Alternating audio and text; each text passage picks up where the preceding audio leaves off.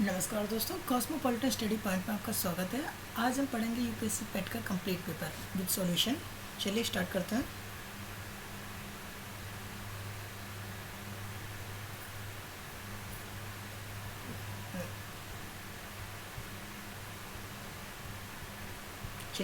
जैसे कि मैं आपको कंप्लीट सॉल्यूशन बताऊंगा विथ और फुल कॉन्सेप्ट बताऊंगा। कॉन्सेप्ट के साथ कि आपको क्लियर है कि अगर नेक्स्ट टाइम क्वेश्चन आता है तो आप इजीली कर पाएंगे। चलिए स्टार्ट करते हैं। जैसे कि ये प्रथम पालिका है तो सेकंड पालिका जो क्वेश्चन पेपर है वो मैं आपको इवनिंग में क्लिक करा दूंगा। ओके, तो फर्स्ट क्वेश्चन दे रखा है जैसे कि भारत में, ठीक है, देखते हैं। भारत में शासन करने वाले दिए शासकों का कालक्रम पूछा था, सीक्वेंस पूछा हुआ था। तो देखिए यहाँ पे तुम्हें जैसा कि गुलाम वंश का शासक था तो ये फर्स्ट पे रहेगा आपका। जैसे कि आप जानते हैं गुलाम वंश का शासक था ये अलाउद्दीन खिलजी वंश का शासक, तो ये सेकंड पे। शेर शाह सूरी जिसने बाबर के समय युद्ध करके हराया था। उसके बाद आता है अकबर। देखिए आपका फर्स्ट, सेकंड, थर्ड, फोर्थ, तो इससे मैच करेंगे आप। तो देखिए फोर्थ, थर्ड, फर्स्ट, सेकंड, तो आपका राइट ऑप्शन जो जाएगा बी जाएगा। ये आपका बी होगा। नेक्स्ट देखते हैं। नेक्स्ट क्वेश्चन था, निम्न में से कौन से संत शिवाजी के समकालीन थे। तो जैसे कि आप देखेंगे तो ये आपके प्रीवियस शिवाजी से बहुत पहले के थे, शंकराचार्य भी पहले के थे, इसमें तुकाराम जी थे, ये जो शिवाजी के समकालीन थे। तो आपका जो राइट आंसर है इसमें का आपका तुकाराम है। चलिए नेक्स्ट देखते हैं। बंगाल के प्रथम गवर्नर जनरल कौन थे पूछा हुआ था। अगर पूछता सिर्फ बंगाल के प्रथम गवर्नर तो क्लाइव होते हैं, लॉर्ड क्लाइव। बट जैसा कि पूछा था प्रथम गवर्नर जनरल, तो प्रथम governor general Lord Warren Hastings थे। ठीक है, जैसे क्वेश्चन आया हुआ था चरक संहिता संबंधित है, तो चरक संहिता जैसे कि इसलिए क्वेश्चन था कि ये चिकित्सा से संबंधित है। नेक्स्ट देखते हैं। देखिए मिल के लिए दिया गया होता है तो इसके लिए इजीली आप फाइंड कर सकते हो। देखिए कौन सा सही है कौन सा नहीं है। तो देखिए इसमें ये जो आपको फाइंड हो रहा है कि जैसे कि औरंगजेब की जो मृत्यु हुई थी 1907 में हुई थी, इसमें 1707 में हुई थी, इसमें 1709 में दे रखा था। तो क्वेश्चन आपका ये रॉन्ग था, 17 डी जो था आपका रॉन्ग था। नेक्स्ट देखते हैं 6 नंबर का क्वेश्चन। जैसा कि इसमें पूछा हुआ था कि भारत के ग्रांड ओल्ड मैन के नाम से जाने जाते हैं, तो भारत के ग्रांड ओल्ड मैन दादा भाई नौरोजी जाने जाते हैं। चलिए नेक्स्ट देखते हैं। नेक्स्ट क्वेश्चन था कि सन 1915-16 में किसके नेतृत्व में 2 होम रूल लीग शुरू हुए थे। जैसे कि महाराष्ट्र में और महाराष्ट्र के अंदर में तिलक और लोकमान्य तिलक और रानी बेसेंट के नेतृत्व में आंदोलन हुए थे, होम रूल लीग आंदोलन हुए थे। तो आपका जो राइट आंसर था ए था।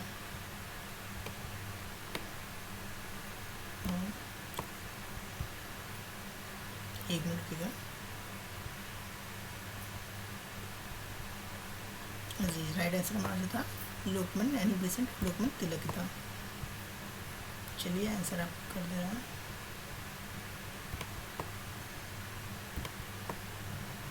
चलिए नेक्स्ट देखते हैं। जैसे कि इस पर क्लिक नहीं हो रहा है तो ये नेक्स्ट देखते हैं। क्वेश्चन था निम्न का मिलान करिए। जैसे कि उसमें रखा हुआ था किसका किससे मिलान हुआ। तो आप जानते हैं ब्रह्म समाज की स्थापना राजा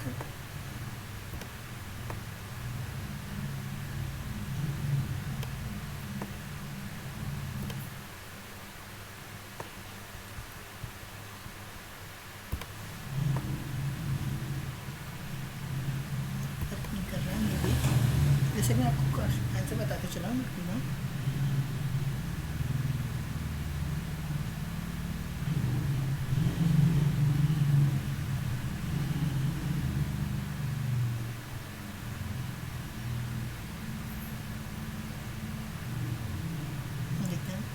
ब्रह्म समाज की जो स्थापना की थी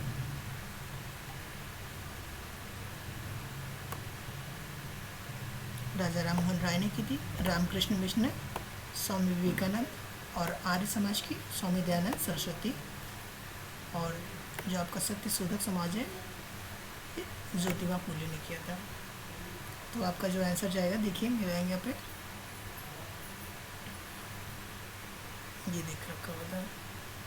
तो इसमें जो आप फर्स्ट मिलाएंगे ब्रह्म समाज पहला राजा राम मोहन राय फर्स्ट का देखेंगे, थर्ड तो है, सेकंड देखेंगे रामकृष्ण परमहंस स्वामी विवेकानंद, सेकंड फर्स्ट में जाएगा। और फिर थर्ड देखेंगे आर्य समाज के लिए था स्वामी दयानंद सरस्वती सेकंड में। अब लास्ट देखेंगे आप सत्यशोधक समाज फिफ्थ में है। तो आपका जो राइट आंसर है थर्ड रहेगा, सी। करो या मरो का नारा पूछा हुआ था, जैसे कि इजी क्वेश्चन था ये, महात्मा गांधी ने दिया था। आइए नेक्स्ट देखते हैं। क्वेश्चन आया था जब सुभाष चंद्र बोस ने राष्ट्र कांग्रेस के अध्यक्ष पद से इस्तीफा दिया तब इस पद का प्रस्ताव किसे दिया गया था। तो जैसे कि मैक्सिमम लोग कंफ्यूज हो गए थे, पट्टभी सीतारामैया, बट इसका राइट आंसर जो है डॉक्टर राजेंद्र प्रसाद है।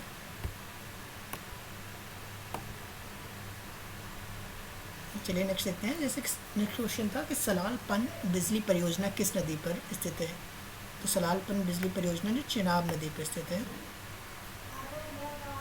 वसंत विषु पूछा था, जैसे कि वसंत विषु और आपका एक जो वसंत विषु है 21 मार्च को पड़ता है। वसंत जैसे कि स्टार्ट आपका फरवरी से मार्च होता है, तो वसंत विषु आपका 21 मार्च को पड़ता है। और एक विषु जो होता है 21 मार्च का और 23 सितंबर में पड़ता है। 23 सितंबर को नहीं है आपको, जैसा कि क्लियरली दे रखा था वसंत विषु, तो वसंत विषु 21 मार्च को। नेक्स्ट क्वेश्चन है राजस्थान में खेतड़ी परियोजना किसके उत्पादन के लिए प्रसिद्ध है। तो खेतड़ी परियोजना जैसे कि तांबा के लिए प्रसिद्ध है।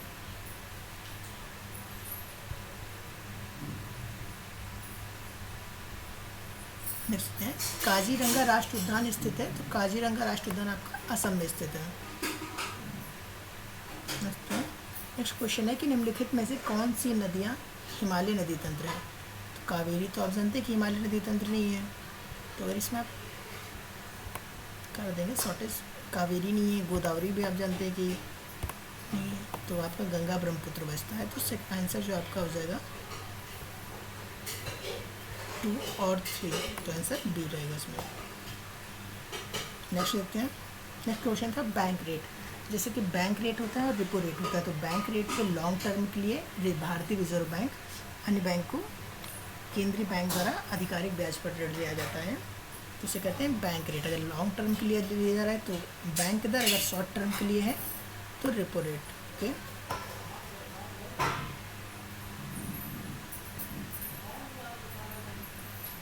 नेक्स्ट देखते हैं आरबीआई नगद कोष सीआरआर। देखिए इसे आप इंग्लिश में पढ़ेंगे तो कुछ इजी रहेगा।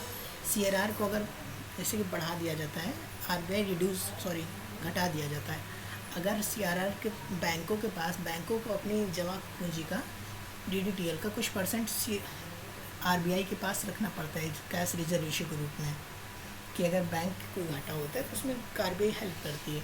बट अगर वो घटा दिया जाएगा, जैसे उसे 5% रखना होता है, बट अगर उसे 3% कर दिया गया, 10% कर दिया गया, तो बैंकों के पास ज़्यादा मनी होगा। बैंकों के पास ज़्यादा मनी होगा तो बैंक सबको ज़्यादा ऋण देगी, कम ब्याज पे देगी। तो क्या होगा, साख का मतलब है कि मनी, तो मनी क्या होगा, बढ़ जाएगा।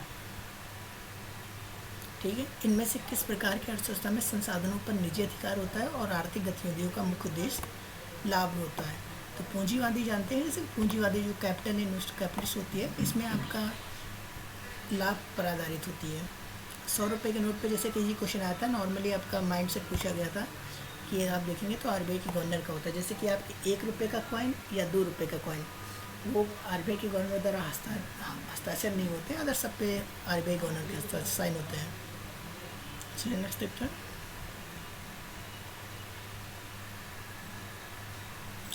फेम का फुल फॉर्म पूछा गया था, तो फेम का जो फुल फॉर्म है फॉरेन एक्सचेंज मैनेजमेंट एक्ट।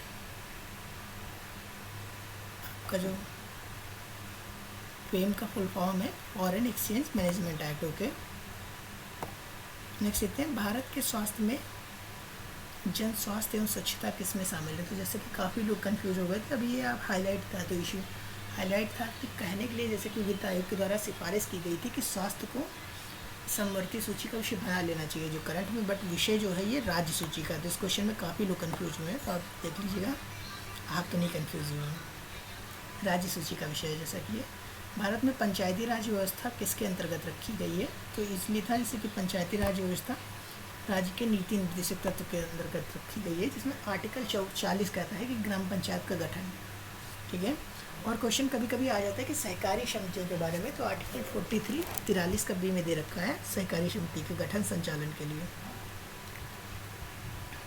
ठीक है, नेक्स्ट देखते हैं।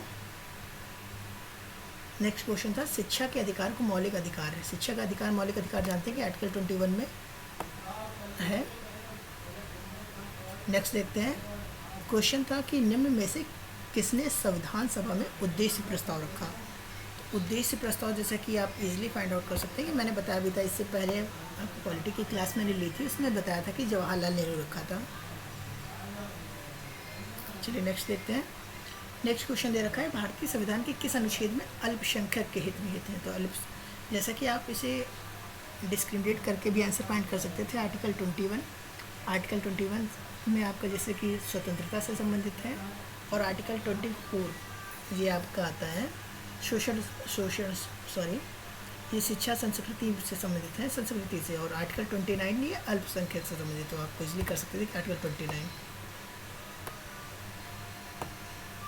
ठोस चालक में जैसे कि ठोस चालक में पूछा हुआ था कि current circuit in solid conductors are, तो मुक्त इलेक्ट्रॉन द्वारा प्रवाहित होती है, मुक्त इलेक्ट्रॉन द्वारा। ओके, नेक्स्ट देखते हैं।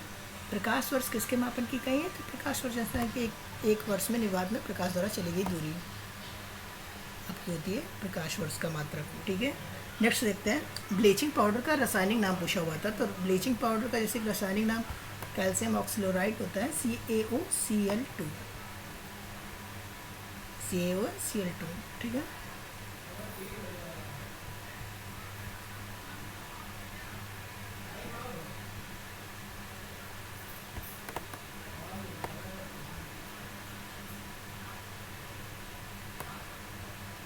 CaOCl2 हो गया। नेक्स्ट देखते हैं। क्वेश्चन आया हुआ था कि 18 कैरेट सोने में खरे सोने का प्रतिशत क्या होता है। तो इसमें 75% सोना होता है। नेक्स्ट क्वेश्चन था कि ये आपको दे रखा था, इसके चलिए मैं बता देता हूँ सॉल्यूशन। जैसे कि आप यहाँ पे दे रखा है, अगर आप इसे 96 का दे रखा है रेशियो, अब इस रेशियो को आप इस साइड कर दीजिए। जैसे कि आप यहाँ पे x कर देंगे, ये कि आपने ये 72, और जब अंडर रूट उधर से हटाएंगे तो 72 × 72 हो जाएगा, जैसे कि स्क्वायर हो जाएगा। तो स्क्वायर, और ये आपका 56,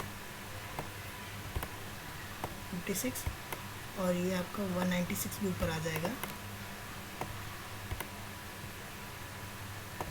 196 ऊपर होगा, तो आप इसे जैसे 56 से 7 से 3 67, 56, और ये काटेंगे आप तो 7 दूनी 14, 4 5 आएगा, तो 7 8 56, 28, और ये 8 16, ये आप कर दें 8 16 3 24 8 पर 40, 8 9 72 कर देंगे, तो आंसर आ जाएगा 28 9 × 72 करेंगे तो 324।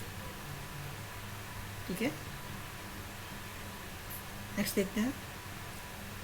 क्वेश्चन आया हुआ था ये, देखिए इसमें आप इजीली देख सकते हैं कि ये आपका दे रखा है a क्यूब, ये आपका a क्यूब दे रखा है, a क्यूब, ये आपका है b क्यूब, ये आपका b क्यूब दे रखा है, और ये आपका देखिए ये a स्क्वायर है, a स्क्वायर, ये आपका प्लस b स्क्वायर है, b स्क्वायर, ये आपका माइनस का ab दे रखा है, ab।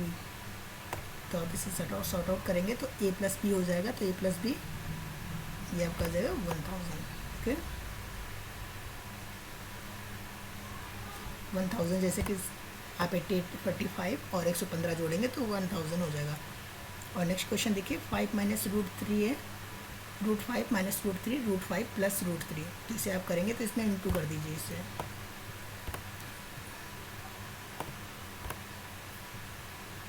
और √5 - √3 से कर दीजिए, कर देंगे तो इसे आप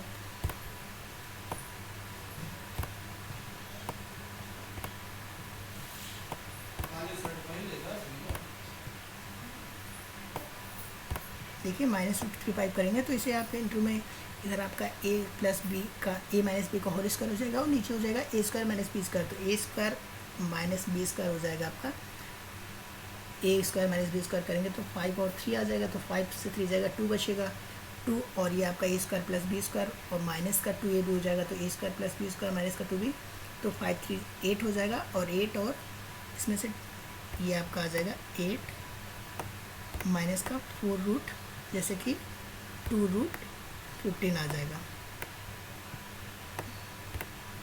2 रूट 50 आ जाएगा, और नीचे आपका होगा 2, तो आप कॉमन ले लेंगे तो आपका आ जाएगा माइनस 4 रूट 15। ठीक है, चलिए नेक्स्ट देखते हैं। एक टीवी सेट का मूल्य दे रखा है 30% घटाने पर उसकी बिक्री 20% बढ़ गई, तो दुकानदार की आय पर उसका क्या प्रभाव पड़ेगा। ईजिली था, जैसे कि आप इसे एक फॉर्मूला है जैसे कि ए प्लस बी, तो जैसे कि 30% बढ़ाई जा रही है, 30% सॉरी घटाई जा रही है, 30% माइनस का 30% और प्लस का 20 किया गया, और यहाँ पे देखिए माइनस का 20 इंटू 30, वही आपका 20 माइनस का 20 रहेगा, माइनस का 30 रहेगा, बट आप इसे करेंगे तो ये आपका 100, तो ये 0 और ये 0 कट जाएगा आपका, तो देखिए माइनस का 30 और प्लस का 20, माइनस का 10 और माइनस का 2 3 जा 6, तो माइनस का 16, तो 16% उसकी आय घट जाएगी। ठीक है, चलिए नेक्स्ट बढ़ते हैं। नेक्स्ट क्वेश्चन दे रखा है 4 खिलाड़ियों की औसत उम्र 18.5 वर्ष है, अगर कोच की उम्र 20 में शामिल कर दी जाए तो औसत उम्र 20% बढ़ जाती है, तो जैसे कि 18.5 का 20% निकालिए, अगर आप 18.5 का जैसे कि पॉइंट करेंगे उसके बाद 20% निकालेंगे, गुणे 20 करके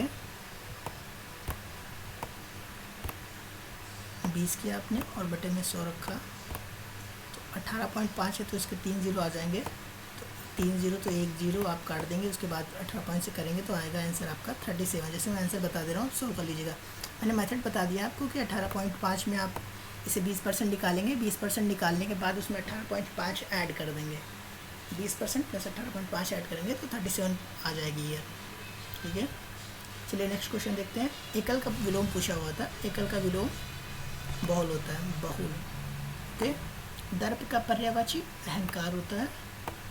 क्वेश्चन था, एक क्वेश्चन आया था, देखिए नीचे दे रखा है मन को हरने वाले के लिए एक वाक्य में, तो मन को हरने वाले जैसे कि टिक लगे हुए हैं, ये कन्फर्म राइट नहीं है, तो आप इस पर ध्यान मत दीजिएगा कि आप इसके मान लें, बट मैं चेक कर रहा हूँ, बता रहा हूँ आपको कि मन को हरने वाला व्यक्ति के लिए मनोहर आंसर होगा आपका। देखिए गागर में सागर अर्थ पूछा हुआ था, गागर में सागर, थोड़े में बहुत कहना, समझ सकते हैं, जैसे कि गागर में सागर भरा हुआ है। शुद्धवर्तनी पूछा हुआ है, तो इसमें महत्वाकांक्षा, देखिए महत्वाकांक्षा, तो आप इजीली करिए, स्पेल को आप जैसे कि इंग्लिश में स्पेल करते हैं, हिंदी में आप पढ़िए तो आपको अर्थ से पता चल जाएगा कि आपका प्रोनाउंसिएशन जो होगा वो राइट आंसर आपको सर्च करा देगा। ये देखिए यहाँ पे एक क्वेश्चन दे रखा है कि Nehru was a many sided personality, he enjoyed, ये मैनी साइडेड पर्सनालिटी थी, enjoyed reading and writing books as much, enjoyed fighting political science evils or visiting tyranny. In him the scientist and he humanist were held in perfect balance. While they keep looking problems from a scientific standpoint, he is powered that behavior, power, interested men appear. देखिए आप इसे read करेंगे तो जैसे मैंने इसे already read कर लिया, तो मैं आपको क्वेश्चन बता दे रहा हूँ, इसे आप रीड करके लगा सकते हैं answer.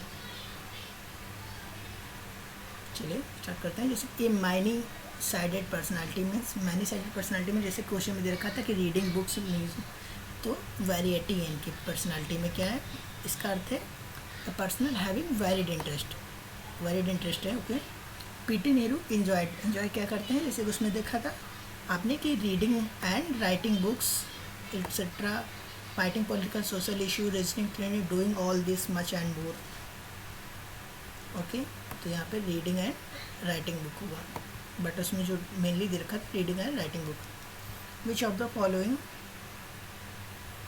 Which of the following statements reflects PT Nehru's point of view. Point of view क्या रिफ्लेक्ट कर रहा है, इन्होंने जो अहमियत दी थी साइंस एंड ह्यूमनिटी को, जैसे कि साइंस को भी ह्यूमनिटी देते थे, बट उसके साथ साथ ह्यूमंस को भी इक्वलिटी दी थी। यहाँ पे क्वेश्चन पूछा है give synonyms for the following famous. Famous का सिनोनिम्स पूछा हुआ है, तो फेमस का जो आपका सिनोनिम है पॉपुलर होता है, जैसे पॉपुलर, फेमस। एंटोनिम्स पूछा हुआ है ट्रांसपेरेंट। ट्रांसपेरेंट मतलब जिसके पार देखा ना जा सके, सॉरी, ट्रांसपेरेंट, जैसे ट्रांसपेरेंट। ट्रांसपेरेंट का जो आपका इसका आपका एंटोनिम्स है ओपेक। आपके लिए एक शब्द दे रखा है पक्षी विज्ञान के लिए पक्षी, तो नर विज्ञान के लिए मानव, जैसे कि आप इंग्लिश में करेंगे तो इसलिए मैनकाइंड। चलिए नेक्स्ट देखते हैं। उस शब्द का चयन कीजिए जो समूहों के बाकी शब्दों से मेल नहीं खाता है। देखिए दही, दही जैसे कि मिल्क से बनता है, मक्खन भी मिल्क से बनता है, पनीर भी मिल्क से बनता है, बट एक तेल दे रखा है जो अलग है इसमें। नेक्स्ट देखते हैं, क्वेश्चन है प्रोडक्शन। प्रोडक्शन को जैसे कि ओपी लिखा जा सकता है, इसी कोड का ओरिएंटेशन किस प्रकार लिखा जाएगा। तो यहाँ पे देखिए +1 हो रहा है, यहाँ पे आपका +1 है। देखिए P से Q आ रहा है, तो यहाँ क्या हो रहा है +1, R से Q तो -1, वो भी क्या हो रहा है O से P +1, प्लस D से C हो रहा है माइनस हो रहा है, U से V प्लस हो रहा है, C से देखिए C से प्लस हो रहा है, S से जाएंगे तो लास्ट में S से T फिर प्लस हो रहा है। इसी देखेंगे तो O से P, R से बैक करेंगे, I से एक इंक्रीज करेंगे, E से एक बैक करेंगे, N से O, T से V। ओके, आपका जो राइट आंसर है PQ जॉर्डन ये NO होगा। ओके, चलिए क्वेश्चन दे रखा है रीता की ओर इशारा करते हुए निखिल ने कहा। रीता जैसे कि एक गर्ल खड़ी हुई थी रीता, तो निखिल जैसे कि बॉय है और ये थी रीता गर्ल, तो इसकी तरफ उसने इशारा किया और कहा कि निखिल ने कहा उनकी माँ, जो नीता की माँ है, माँ का इकलौता पुत्र जो है इसका पिता है, इकलौता पुत्र ये इनके पिता हैं। तो ये किस प्रकार से रिलेटेड हुई, देखिए आप ही देखिए इसलिए कि ये माता जी हैं, ये इनका पुत्र है, ये इनकी पुत्री है और ये इनका पुत्र है, तो ये बुआ जी हैं। तो इसका आंसर जो है राइट बुआ है। चलिए नेक्स्ट देखते हैं।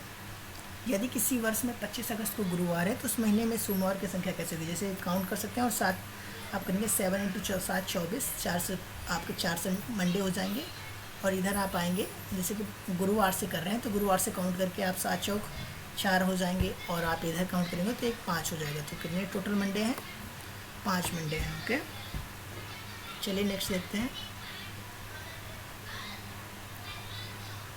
क्वेश्चन आया हुआ था कि निम्न से किस शहर में लाइट हाउस परियोजना का क्रियान्वयन नहीं हुआ है। तो जैसे कि अगरतला, रांची, चेन्नई में हुआ है, पटना में नहीं हुआ है। नेक्स्ट देखते हैं, कौन सी भारतीय दूरसंचार कंपनी विश्व की 5वीं सबसे मजबूत ब्रांड है। जैसे कि देख ही रहे हैं आप, रिलायंस का नाम है, जैसे रिलायंस चल रही है। और अभी क्वेश्चन एक मैक्सिमम क्वेश्चन आ सकता है कि 100 टॉप कंपनी में भारत की कौन सी 2 कंपनी शामिल हैं। तो आपकी एक जियो शामिल है और एक आपकी बायजूस और जियो, ये क्वेश्चन आ सकता है बट आया नहीं है इसमें, तो नेक्स्ट टाइम में भी आ जाए। जैसे कि अभी अदर पेपर में पूछा गया था बोल्ड परियोजना जैसे जानते हैं बात से संबंधित है, ये अभी राजस्थान के उदयपुर से स्टार्ट की गई है। ठीक है, देख सकते हैं कि संयुक्त राष्ट्र की कोवैक्स योजना के अंतर्गत कोविड-19 के मुफ्त वैक्सीन पाने वाला पहला देश कौन सा है। ये देखिए काफ़ी न्यूज़ में था अभी कुछ टाइम पहले कि घना को पहला स्टेट कंट्री बनाया जिससे मुफ्त वैक्सीन दी गई हो। नेक्स्ट देखते हैं कि अंतरिक्ष में जाने वाली भारतीय मूल की दूसरी अमेरिकी महिला अंतरिक्ष यात्री कौन है। तो इसमें देखिए शीर्षा बंदाला है। जैसे कि ये शीर्षा बंदाला भी क्वेश्चन काफ़ी हेडलाइंस में न्यूज़ में था कि शीर्षा बंदाला गई थी प्राइवेट कंपनी के जेट से।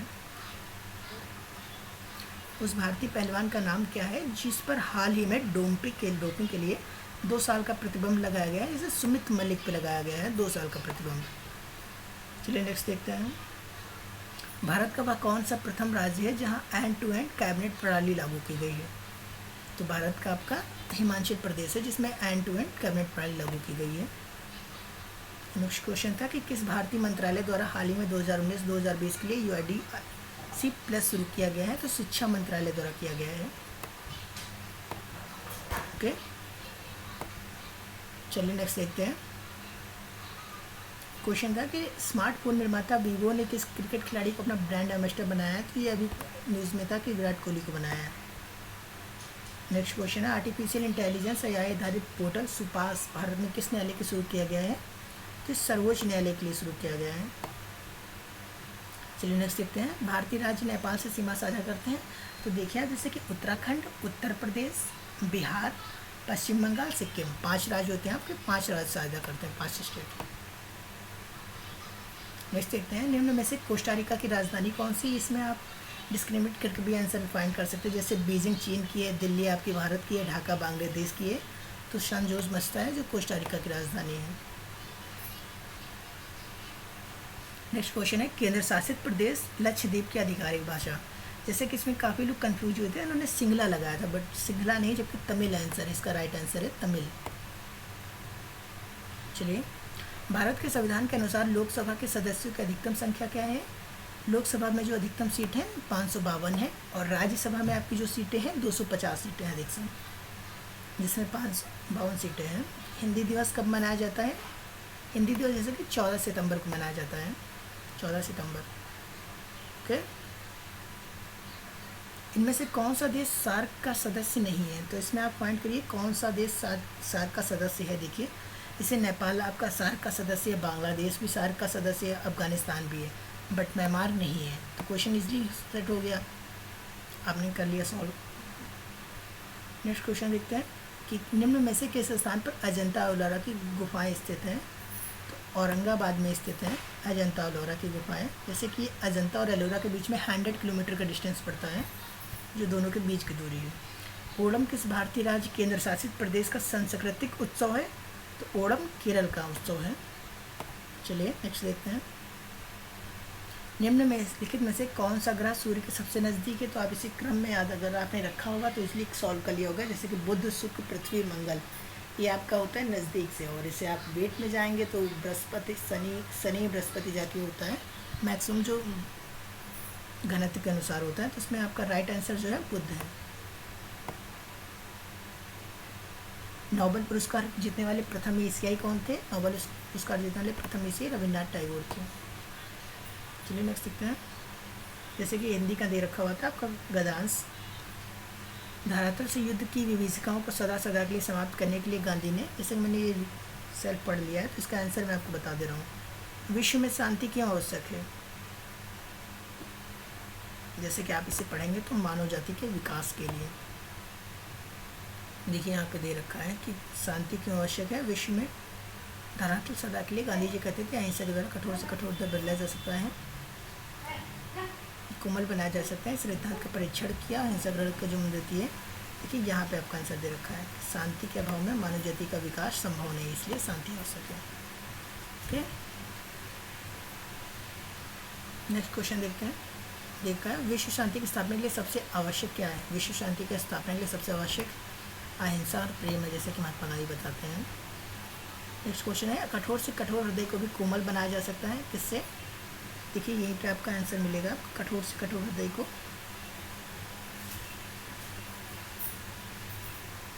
देखिए ये रहा, कठोर से कठोर हृदय को, जैसे कि आप आंसर सर्च करेंगे तो अहिंसा के द्वारा बनाया जा सकता है। नेक्स्ट क्वेश्चन देखें, किसी भी राष्ट्र के स्वर्णिम युग के प्रमुख तत्व हैं शांति, सुख और रचनात्मक कार्य। जैसे कि शांति सुख होगा तो भी आप इन्वेंशन कर पाएंगे, जैसे कि निर्माण कर पाएंगे आप।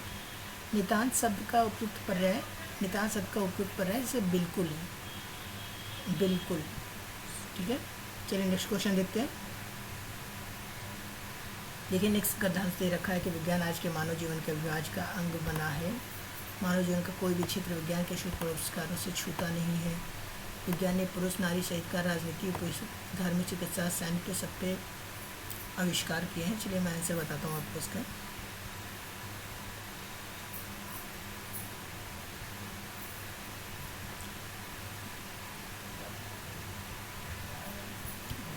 ठीक है।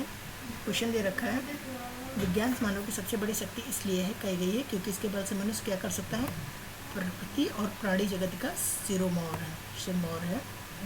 वैज्ञानिक चिंतन पद्धति ने मनुष्य का सबसे बड़ा उपकार यह किया है कि उसे मुक्ति मिली है।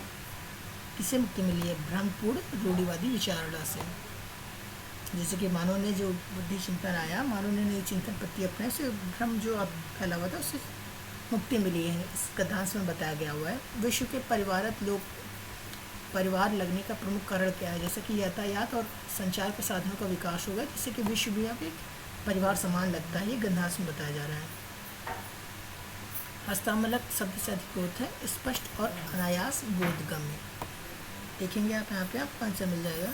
इस क्वेश्चन में वैज्ञानिक चिंतन पदवंत से आशय है स्वास्थ्य एवं संतुलित चिंतन से। चलिए नेक्स्ट देखते हैं।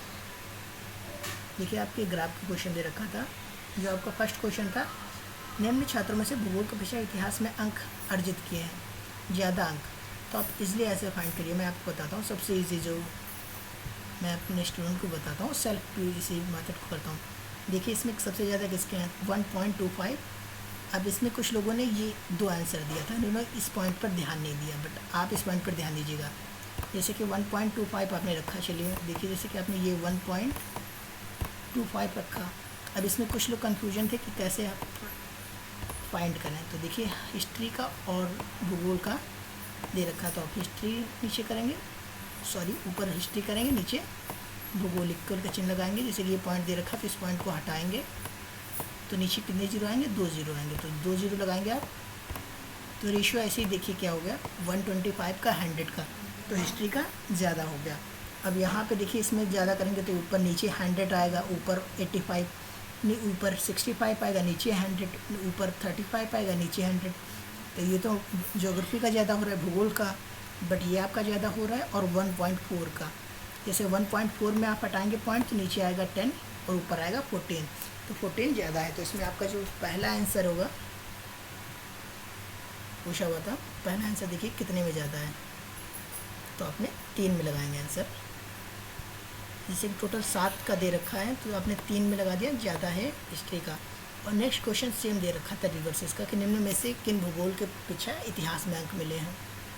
भूगोल के पीछे इतिहास में कम अंक मिले हैं। तो इतिहास में किसको किसको कम अंक मिले? जैसे कि आप 4 और 5, 7 छोड़ देंगे तो 1, 2, 3, 6 बचेगा आपका, तो इन्हें मिले हैं। चलिए नेक्स्ट देखते हैं। नेक्स्ट क्वेश्चन था कि छात्र 3 से 4 के प्रतिशत बढ़ाते, जैसे कि ये आंकड़े अपर्याप्त हैं, इंसफिशिएंट डेटा है जिसे हम कैलकुलेट नहीं कर सकते हैं, इस रीजन से नहीं बता सकते हैं। नेक्स्ट क्वेश्चन था कि इतिहास और भूगोल के अधिकतम अनुपात और न्यूनतम अनुपात का आंसर पूछा हुआ था। तो अधिकतम देखिए आपका क्या है 1.55 और न्यूनतम क्या दे रखा है आपका 0.35। तो इसे जब आप मैनेज करेंगे तो आ पाएगा 1.25, तो राइट आंसर हो जाएगा आपका 1.25। ओके नेक्स्ट देखते हैं। क्वेश्चन था कि छात्र 4 को भूगोल में 60 अंक मिले हैं, उसके इतिहास में बताइए। तो देखिए 1, 2, 3, 4, 1.25, तो 1.25 को आप पुट करेंगे 1.25 तो आ जाएगा आपका 125 और बटे में आएगा 100। तो 100 में से आप देखिए कि उसका रेशियो निकालेंगे, उसको 4 से, यानी कि 60 अंक मिले हुए हैं, तो उसमें देखेंगे कितने अंक बच रहे हैं, तो आप मैनेज करेंगे तो आप आगे जाएगा 75। ये रहा आपका 75। ओके नेक्स्ट देखते हैं। ये मैप दे रखा है, इसमें पूछ रहा है कच्चे ऊन के उत्पादन में उच्चतम वृद्धि का वर्ष। देखिए आप ये मैक्सिमम 56 से 5 बढ़ रहा है, 51 से 2 बढ़ रहा है, 53 से 65 हो रहा है, कम बढ़ रहा है, 65 से 76, टोटल 11 बढ़ रहा है। तो सबसे ज़्यादा किसमें वृद्धि हो रही है? 2017 से 18 में। पहले 4 वर्षों के उत्पादन की तुलना में अंतिम 4 वर्षों के कच्चे ऊन का उत्पादन बढ़ गया। तो देखिए आप इसे चारों ऐड करेंगे। पहले ये आप स्टार्टिंग के चारों ऐड करिए, उसमें से जो मैक्सिमम ग्रेटर होगा, ग्रेटर से लोअर घटा दीजिए, फिर लोअर को आप नीचे रखेंगे और जो घटाने के बाद आया है उसे ऊपर रखेंगे, इंटू मल्टीप्लाई करेंगे, इंटू 100 करेंगे, तो आपका आंसर आ जाएगा 22.2। ओके 8 वर्षों के दौरान औसत उत्पादन पूछा था, तो आप सबको ऐड करके औसत निकाल लेंगे, इजीली फाइंड कर लेंगे, ये फिर 62.5 आएगा। उत्पादन में पिछले वर्ष की तुलना में अधिकतम प्रतिशत घटत किस वर्ष रही? देखिए घटत किस वर्ष हुई है, देखते हैं। देखिए 56 से 51 4 घटा, इसमें तो इंक्रीज़ हुआ है। ये देखिए 76 से 58 सबसे इंक्रीज किसी में होगा 2018-19 में। ये आपका आंसर हो गया 2018-19। ओके, नेक्स्ट देखते हैं 2014-15 में कच्चे ऊन का उत्पादन 2019-20 के उत्पादन का था। इसमें आपका जो आंसर आएगा 3/4 आएगा। इसे मैं बता दे रहा हूँ कैसे फाइंड करेंगे। 2014-15 के कच्चे ऊन का उत्पादन 2019-20 के उत्पादन का था। 2014 में जो था आपका ऊन का उत्पादन देखिए 56 था, और 18-19 में कितना था? 18-19 में आपका 58 था। इसका रख के आप माइनस करके फाइंड कर लेंगे, इसलिए आप मल्टीप्लाई कर दीजिएगा। 1 सेकंड के देखते हैं क्वेश्चन अगेन। पूछा हुआ है 2014-15 के उत्पादन का 2019-20 के उत्पादन का था। कच्चे ऊन का उत्पादन कितना था? चलिए देखते हैं कितना था। इसे आप क्वेश्चन से फाइंड करिए, जैसे कि मैं बताता हूँ आपको कैसे। 2014-15 में कितना है 51, और 2019-20 में कितना है 68। तो 2014-15 51 को आप लीजिए ऐसे, जैसे कि आपने 51 को ये पुट किया है ऐसे,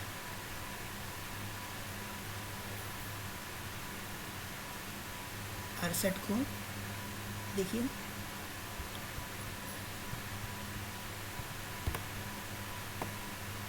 अड़सठ कर दीजिए, अड़सठ कर देंगे तो 4 एकम 4 और 4 एकम 4, 4 सत्ते 28, 17 तो 51 था।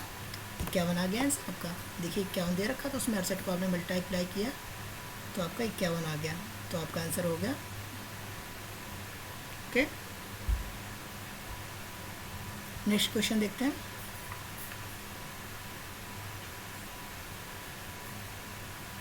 नेक्स्ट क्वेश्चन देखते हैं।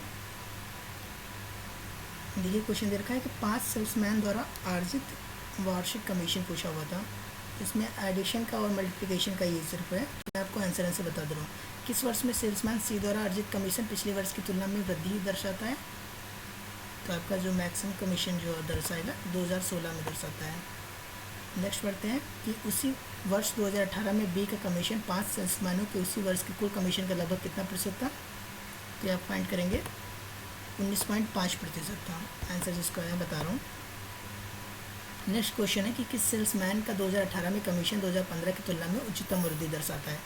जो सेल्समैन सी का है इसे आप माइनस करके देखिएगा, सी आएगा। नेक्स्ट क्वेश्चन देखते हैं कि किस निम्न में से किस वर्ष में किसी भी सेल्समैन द्वारा अर्जित उच्चतम और न्यूनतम कमीशन का अंतर अधिकतम है? तो देखेंगे 2019 का आंसर है। नेक्स्ट देखते हैं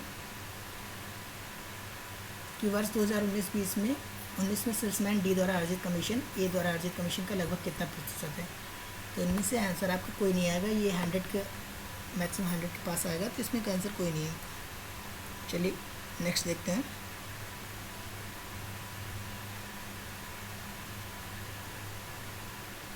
शेयर मार्केट का दे रखा है कि ये आपके लिए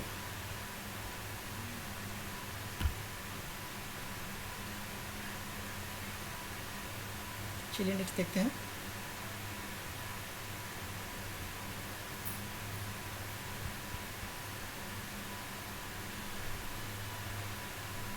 निम्नलिखित में से किस महीने में खुले खातों की संख्या की औसत महत्तम है? तो आप सबका ऐड करेंगे, उसके बाद एवरेज निकालेंगे। सितंबर का आएगा मैक्सिमम। ओके, तो नेक्स्ट देखते हैं। अगस्त में खुले खातों की संख्या जून में खुले खातों की संख्या से लगभग कितने प्रतिशत कम या ज़्यादा थी? तो आप इसमें दोनों को फाइंड करेंगे। उसको फाइंड करने के बाद जो मैक्सिमम होगी उससे लोअर को घटा देंगे, घटाने के बाद लोअर को नीचे रखेंगे, उसके बाद ऊपर जो घटाने के बाद आया उसे ऊपर रखेंगे। तो परसेंटेज निकालेंगे तो 35.3% आएगा। ओके, नेक्स्ट देखते हैं कि किस शेयर ब्रोकर में खुले खातों की औसत संख्या महत्तम है? इसमें सबका आप देखेंगे एडिशन करके तो ट्रेड बुल का मैक्सिमम आएगा, तो ट्रेड बुल के मैक्सिमम है। चलिए नेक्स्ट देखते हैं कि ट्रेड बुल में खुले खातों की संख्या का औसत शेर खान में खुले खातों की संख्या का औसत का लगभग कितने प्रतिशत कम या ज़्यादा था? तो सेम आप पॉइंट करेंगे 90 क्वेश्चन नंबर 98 के तरीके से आप आंसर फाइंड आउट कर लेंगे तो 57.82 आएगा। चलिए मैंने जैसे कि आपको कंप्लीट पेपर करा दिया है प्रथम पाली का सेट ए, तो मैं सेकंड पाली का क्वेश्चन पेपर आपको इवनिंग तक कंप्लीट करा दूंगा। मुझे अगर इन्फॉर्मेशन अच्छी लगी हो तो कृपया चैनल को लाइक कर दीजिए और सब्सक्राइब कर लीजिए।